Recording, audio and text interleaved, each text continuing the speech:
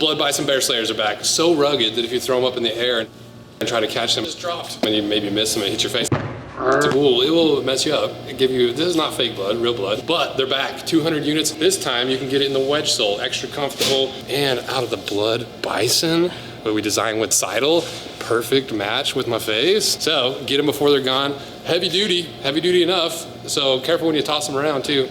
Sign up for the limited edition email list. Gives you 6 hours early access. Check them out below. Get yourself a comfort pair of your bison bear slayers. Blood bison bear slayers. The Keen Cincinnati boot is probably the most popular wide toe box work boot that anyone has ever made. And it's by far the most requested boot that we've never cut in half. Until this boot came out. This boot allegedly takes everything that people love about the Cincinnati and make it more comfortable, more durable, more traditional, and built in the United States. But is that enough to dethrone the Cincinnati King? To see why people love this so much, and if this is a better version, we're gonna cut it in half, run it through our test to really figure out, is this just the same boot with a little bit of a facelift? Is it actually better, or is it all just hype? What's the actual difference between the two? Is it worth the extra money? And there's one thing in this boot that I've never seen in any other boot. And I don't know if I love it. I don't know if I hate it. We'll see when we get it cut in half. But first, you gotta kind of understand Keen and why they're so different, because they were an innovator in the industry of work boots. But before that, in 2003, Martin Keen and Rory First started Keen and gained initial recognition and traction with their Newport sandal because it had that big protective toe bumper and a really wide anatomical shape. Just 2 years later, in 2005, they released their now really famous Targhee boot. It had a similar impact on the hiking boot world with the exact same reasons. Wide toe box, durable toe bumper, comfortable. And then in 2009, Keen launches their utility line where they took that exact same formula and applied it to the work boot world. And soon after that, they released the Cincinnati boot, and it completely took the work boot world by storm. And if you go to any work site, you're gonna find a pair of Keen Cincinnatis. That's how popular they are.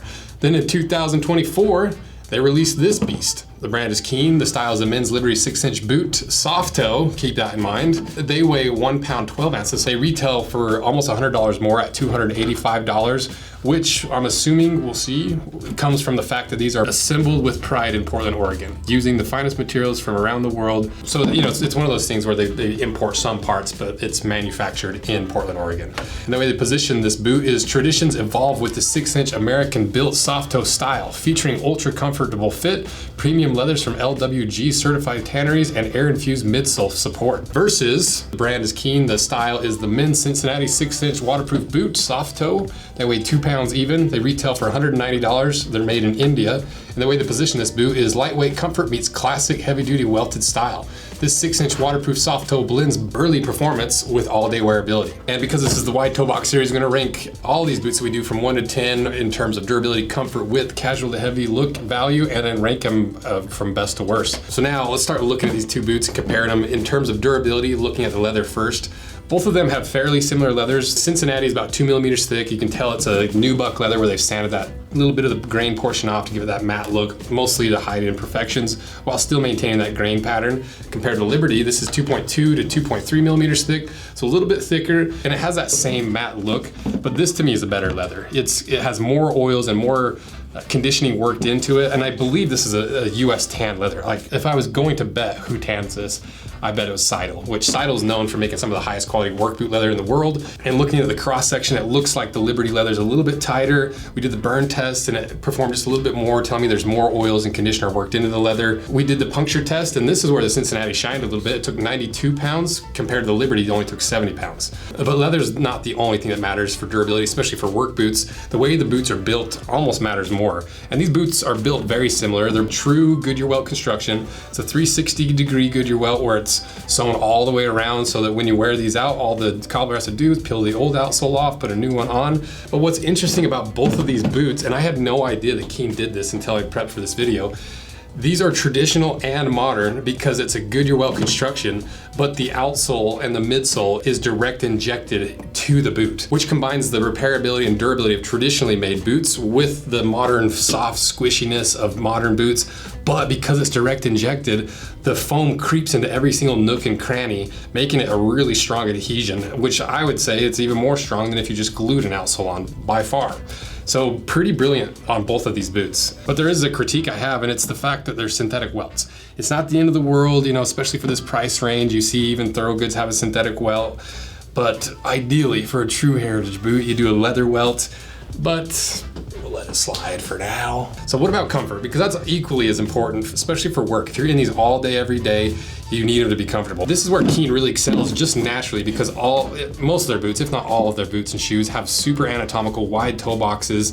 They're built to be durable. They all have have toe bumpers on them and redundant protection, and they're really comfortable. So what makes the Keen so comfortable and how does it look? Well, these boots are very different in how they're built in terms of comfort, because the Cincinnati is just like a modern work boot where you've got the fabric lining, you've got that moisture wicking material throughout the forefoot and wrapping around the heel. And then the heel, I would like to think that that's leather, but I can just tell by the feel it's fake leather.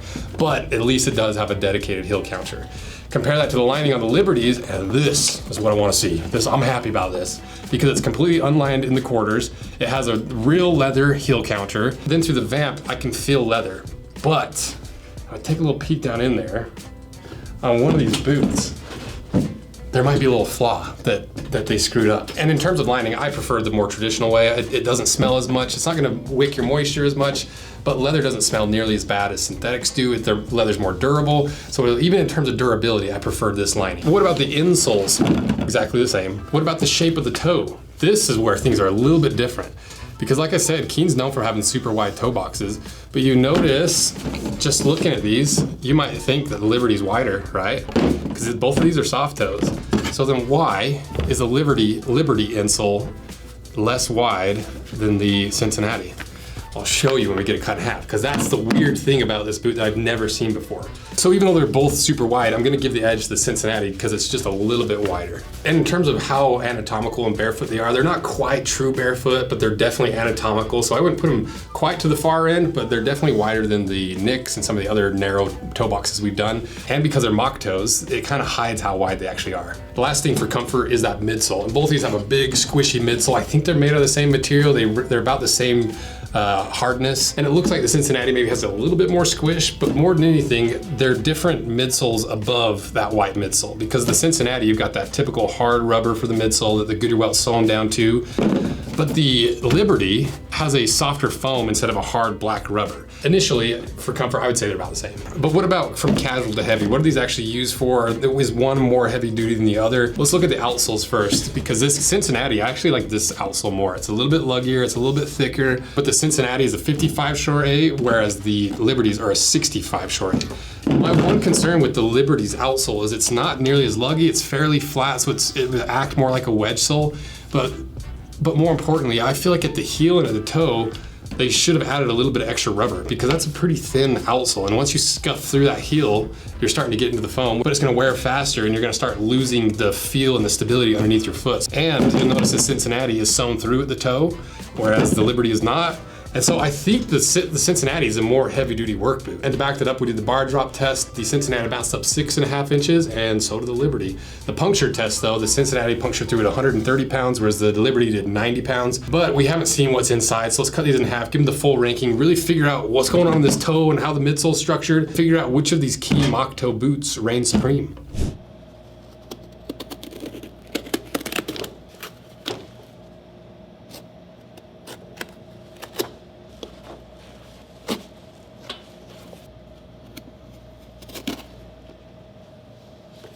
Safety toe, pretty squishy. It's just hard to cut through.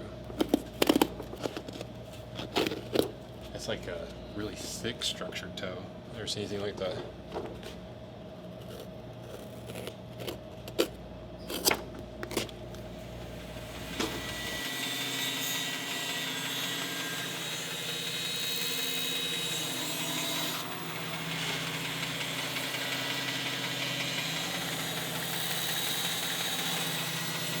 All right, we got them cut in half, and I got a few things wrong, including the insole. So if you're not subscribed, consider pressing the little subscribe button, give us a like, check out our handmade leather goods, our collaborations, because that's how we can buy like $500 worth of boots just to cut in half to show you what you're actually spending your hard-earned money on. Now, let's see what's inside.